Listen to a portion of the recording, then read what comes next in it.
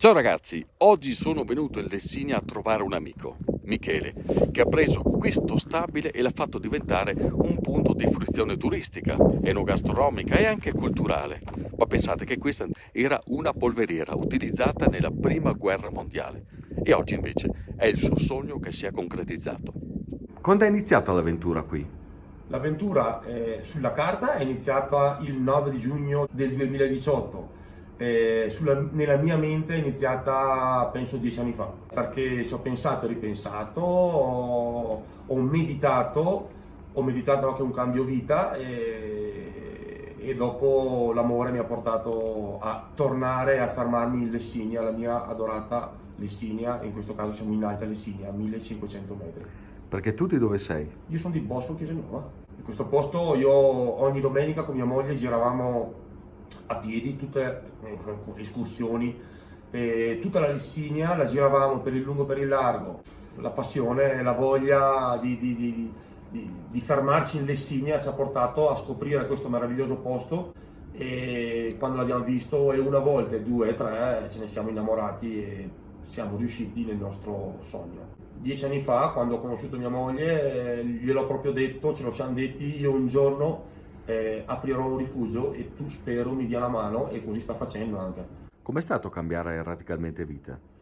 Beh, è stato un bel passo avanti, un bel cambiamento. Io mi sento, sono sempre stato un ambasciatore della Lessinia in giro per il mondo per il lavoro che facevo prima, che ero responsabile commerciale di un'azienda qua comunque della Bassa Lessinia.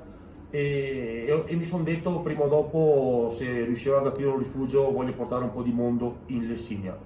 E questo è la mia mission, e spero insomma di riuscire nel mio intento. Com'è stato restituire alla Lessinia un emblema? Perché questa casara alla fine è un emblema, no?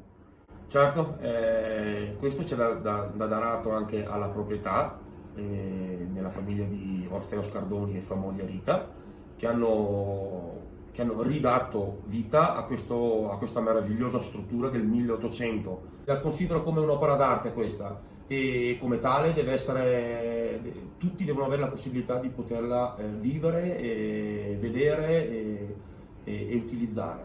Chi c'è insieme a te? Beh, in primis la famiglia. Se non ci fosse la famiglia, tutto questo non poteva esistere.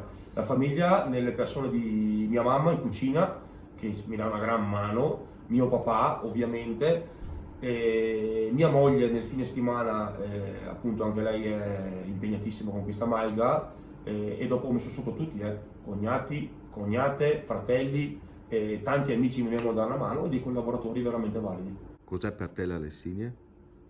La Lessinia è un posto magico, è vita,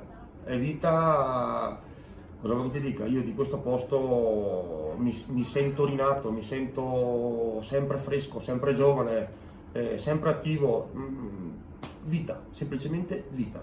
E in questo momento siamo le persone più felici del mondo, vero? E visto che siamo in un'ex polveriera, non poteva mancare, vero Michele, il finale col botto.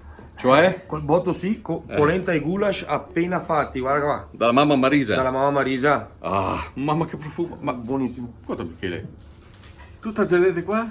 Da dove vieni là? Ah, caro mio, quando le ore di mangiare arriva tutti pian pianino. Arriva l'ora, Vediti. Ciao ragazzi. Boom! Boom!